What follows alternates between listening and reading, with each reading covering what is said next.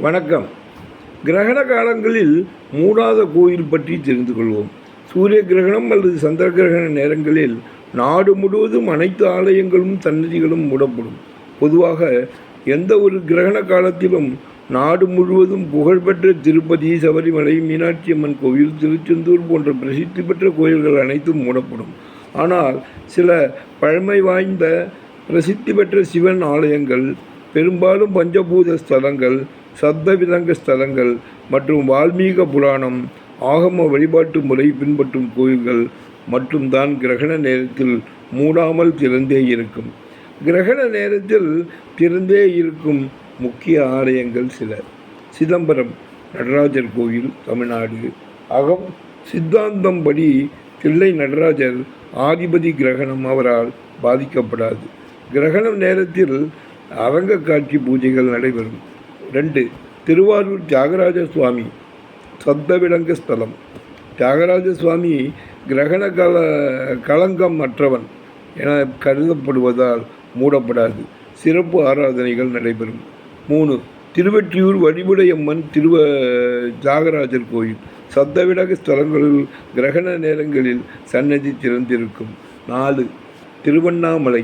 திருவண்ணாமலை அருணாச்சலேஸ்வரர் கோயில். பஞ்சபூத ஸ்தலங்களில் அக்னி லிங்கம் சூரிய சந்திர கிரகணங்களில் மூடப்படாது. அடுத்தது 5. காஞ்சிபுரம் ஏகாம்பரேஸ்வரர் கோயில். பஞ்சபூத ஸ்தலங்களில் பிருத்திவிலிங்கம் மூடாமல் பூஜை நடக்கும். 6. காளகாசி, ஆந்திர பிரதேசம். வாஸ்தவமாக கிரக தோஷங்கள் பரிகாரத்துக்கே பிரசித்தம். இங்கு சிவன், வாயு, காற்று லிங்கம். கிரகண நேரங்களில் கூட கோயில் மூடப்படாது. 7. காசி விஸ்வநாதர் கோயில், வாரணாசி.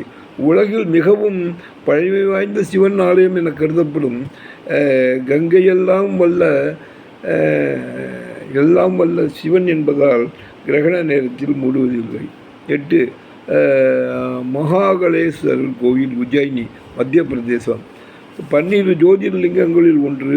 கால பைரவர்களின் ஊராட்சி என்பதால் கிரகணம் பாதிப்பை ஏற்படுத்தாது என்று கருதப்படுகிறது.